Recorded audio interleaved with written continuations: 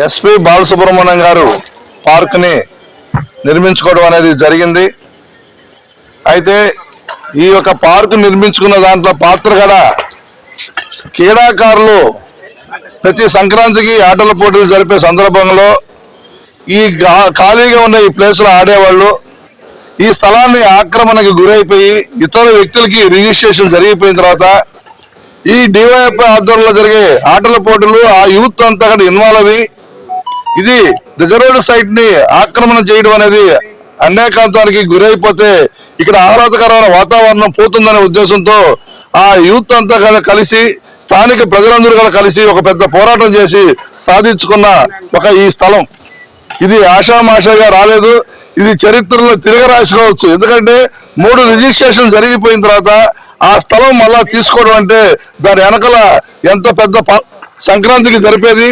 ఈ సందర్భంలో సంక్రాంతి జరపడానికి వీలు పడని పక్షంలో ఈరోజు ఉగాది తొలి ఉగాది కాబట్టి కొత్త సంవత్సరంలో అడుగుపెట్టే ఈ సందర్భంలో ఈ ఆటల పోటీలని ఇక్కడ పార్కులోనే అందరూ కూడా రోజువారీగా షటిల్ ఆడుతూ అలాగే నడక పోటీలు ఇవన్నీ జరుగుతూనే ఉంటాయి.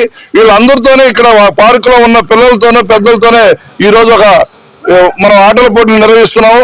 ఈ ఆటల పోటీల్లో అందరూ కూడా వాళ్ళ ప్లేయర్స్ అంతా ఏ విధంగా ఉన్నారంటే నేను ముందు అనే స్థితిలో ఈ రోజు ఆడుతున్నారు. ఇది కూడా మనం గమనించి వాళ్ళ క్రీడా రూపాన్ని వెలుగులో తీసుకొచ్చే దాంట్లో డివైఎఫ్ఐ కానివ్వండి, ఐద్వా కానివ్వండి, అలాగే ఈ యొక్క వాకర్స్ అసోసియేషన్ కూడా ఇందులో పాల్గొని ఈ యొక్క కార్యక్రమాన్ని విజయవంతంగా చేసే దాంట్లో అందరూ పోషిస్తున్నారని చెప్పేసి ఎస్పీ బాలసుబ్రహ్మణ్యం పార్క్ లో ఈరోజు ఉగాది సంబరాలను పురస్కరించుకుని ఆటల పోటీలు నిర్వహిస్తున్నారు.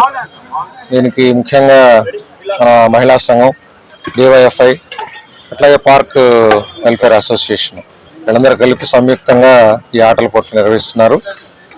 ఈ ఆటల పోటీలు ఆడడం ద్వారా ముఖ్యంగా యువకుల్ని ప్రోత్సహించడం, ఆటల పోటీల్లో వాళ్ళు రెగ్యులర్గా ఆడేటట్టు కేవలం ఈ పోటీలకు మాత్రమే కాకుండా వాళ్ళ దేహదారుఢ్యాన్ని పెంచుకోవాలి. ఇట్లాంటి ఆటల పోటీలు రెగ్యులర్గా ఆడడం అనేది ఆరోగ్యానికి మంచిది. ఇప్పుడు మారుతున్న యుగంలో ఆటలు పాటలు ఇవన్నీ తగ్గిపోయాయి. అందరూ సెల్ ఫోన్కి అడిక్ట్ అయిపోయారు. ఆటలు కూడా దాంట్లోనే ఆడుకుంటున్నారు. అట్లా కాకుండా పార్క్ వచ్చి రెగ్యులర్గా ఆడడం, నడవడం ఇట్లాంటివి చేయడం ద్వారా మానసిక ఉల్లాసం వస్తుంది. చాలా హెల్దీగా ఉండేదానికి అవకాశం ఉంది. మనం కూడా మన బాడీ వెయిట్ని బాగా ఫిట్గా ఉంచుకునే దానికి కూడా ఉపయోగపడుతుంది.